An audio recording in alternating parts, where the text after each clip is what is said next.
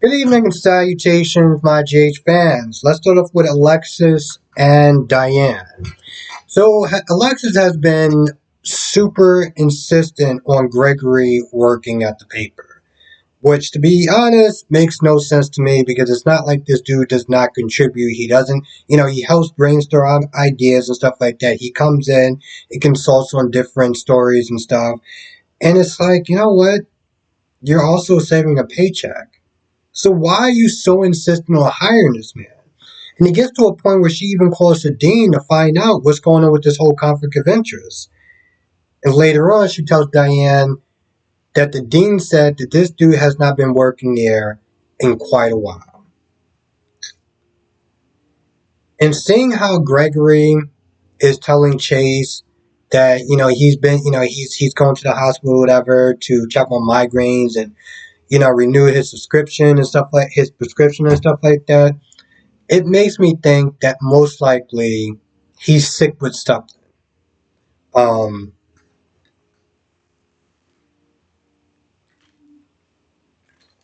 and it's kind of odd that they would sit there and most likely, I'm just a highly educated guess, but it's kind of odd that they would sit there and do that, considering that they have Willow pretty much at death's door before they decide to get a donor and kind of cure her up and everything like that. And now we're going to be doing this again with Gregory this time. Like, what are you doing? So at some point, she does wind up confronting Gregory towards the end, and she's asking him like, "Why are you lying to me for?" I didn't really understand what was the point of bringing him in to have him check some sort of fake story. And then towards the end, I thought it was going to be something clever, like he was going to look at the tablet, and it was going to be like, "Why are you lying to me?" or something like that. But it's like she literally made him go to this whole thing and be like, "Oh, I took some notes and criticism, stuff like that." Okay, cool. So why are you lying to me? Was it really necessary to go through all that? Like, you didn't have anything to occupy your day, occupy your time before he got there. I don't get that. I don't understand why. Hopefully, we'll find out soon at some point. Now, this whole ghost story, this whole, oh, let's haunt um, Eileen until she confesses, actually worked. As silly as this storyline is, this part, as far as like trying to get her to flip and stuff like that, it actually worked.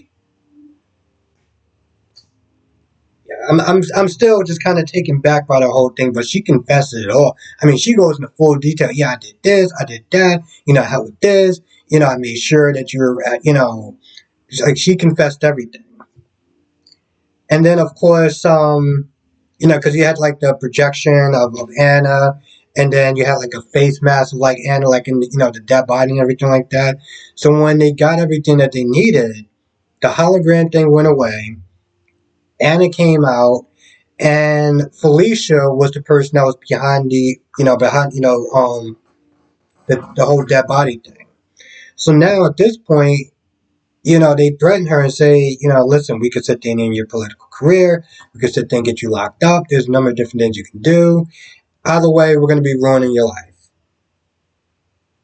Or you can help us take down Victor, and we'll see if we can help you out.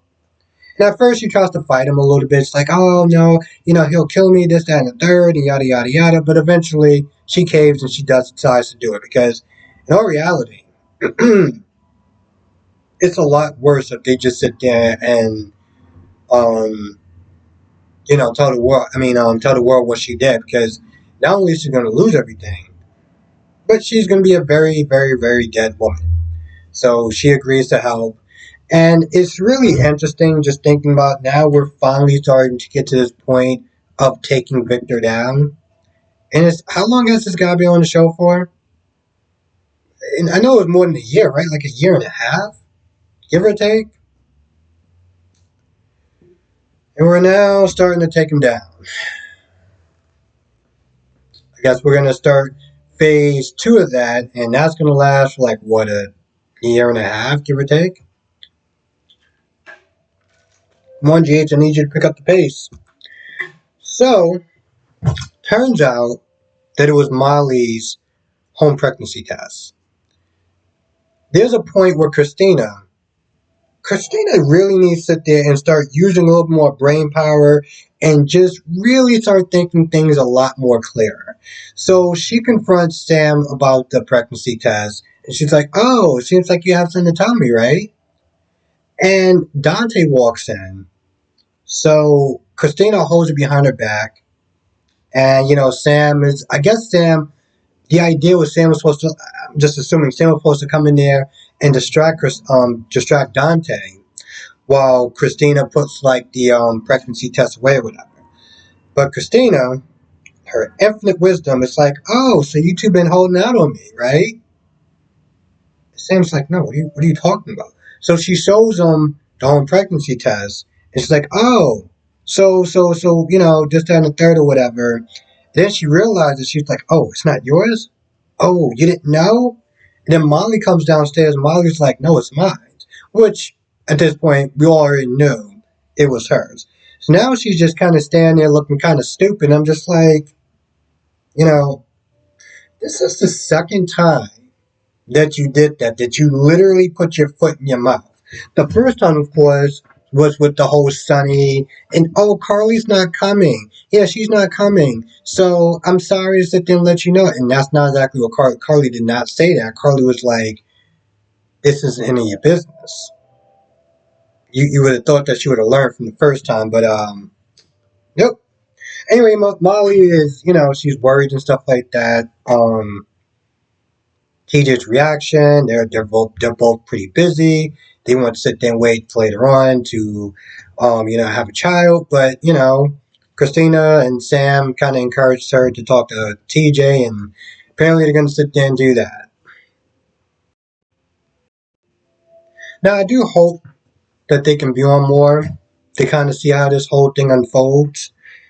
Um, Especially the part where she tells him and see how he reacts and stuff like that. But seeing how they don't really use her that much because she has other things to do on the show. I guess Tom will sit there and tell, but it's really sad. It just makes you not invest in them. It's like whenever they come on, it's like, all right, yeah, they're fine and everything like that. And some people say that they're cute, but it's like they don't really bring much to the table because, well, we don't really care that much. You know, we really don't. Most people don't. Some people do, but I feel like most people don't. They just like, oh, cool, you're here, and you're not going to be here for like another 3 months or whatever. But, I guess time will tell. So while Spencer's not there gearing up to sit there and be a dad, and Laura's not there telling him that you're too young, that he's too young to sit there and be doing this. And they talk about Nicholas for a little bit. Also talk about changing his name. But honestly, to tell you the truth, Ace isn't really that bad of a name.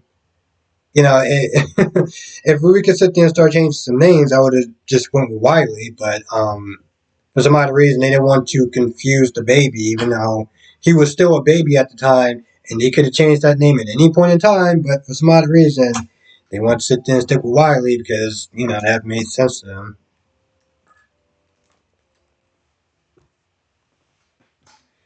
Anyway, at some point, Victor gets there, and they bring out the baby. And Victor holds the child. He's like, "Oh, I'm your uncle or whatever, your great great uncle, whatever." And Laura has this look on her face like she is panicking. And I'm like, Laura, I get it. He's been doing some really bad stuff, but I mean, he's just holding a baby. You can, like, she tried to, it's like she's not there looking at him like his energy is somehow corrupting the child. And I'm like, you can relax. He's just holding a baby, okay? It's not that big of a deal. Um, they briefly talked and stuff like that. And of course, Laura is kind of like mocking the fact that, like, your time is going to come, you're going to go down, and yada, yada, yada. And it was like, yeah, he's going to go down. I mean, you had this plan in motion for like a good, what, year and a half? And we're in like, what, phase two? So yeah, it's coming. It's coming right along. So maybe like next year, sometime next year we'll probably sit there and finish it up, or maybe sometimes towards the end of this year we'll finish up taking down Victor. I mean, it's been a while. It's been a hot minute. Wrap it up. Brooklyn kind of confronts Sasha on this whole Chase thing. Um, saying that, if y'all two are spending time together and stuff like that, it's okay. Or, because she started asking. And long story short, Sasha was like, I'm not dating him. We're just friends. She's still grieving over Brando. It's going to be a minute. And also, Brooklyn talks about how she's going to be quitting, so this way she could just, be managing different clients and stuff like that, and different talents, and yada yada yada. Um, so they somewhat clear up the air, and of course, towards the end of the conversation, they talk about Chase and how now Brooklyn is over Chase. She doesn't want to be cumbered and tied down and stuff like that. Complicated and stuff. She just wants to sit there and focus on her music career, which we all know that sentence is total BS. 100% BS. She is not over Chase. She has not been over Chase. Um, and that's pretty much about it. Now, with Max and Snitch, they're talking to Chase about Sasha, and of course, Brooklyn.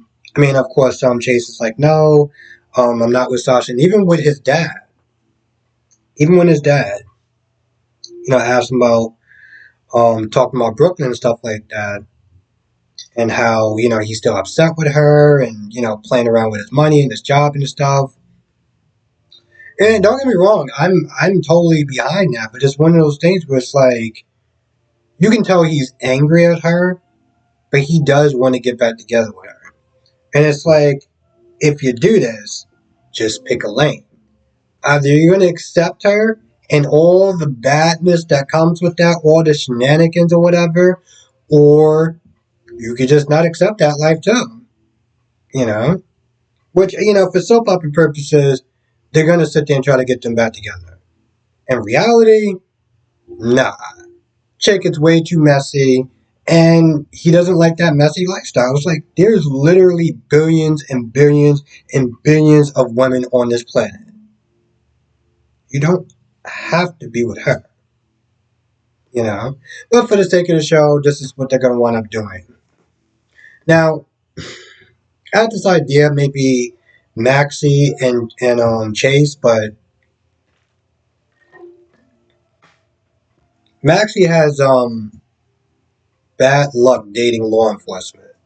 So that's pretty much just a hard pass at this point. Even if they want to sit there and go that direction, I don't see it working out. Also, Spencer, before Victor got there, Spencer was there talking about how he wanted to take the child away from Esme, and Laura's like, it's not really a good idea. She's lost her memory, and I get that you're upset with her and stuff like that, but she just feels like it's a bad idea, and I think it's mostly coming from the fact that she's a mother herself, and she doesn't like the idea of a child being separated from their mother. I think that's what it strongly comes down to. Because let's be honest, what's the thing? If Esme is convicted, then what kind of life is that going to be like? If she gets memory back, what kind of mother is she really going to be to that child? I understand where Spencer's coming from.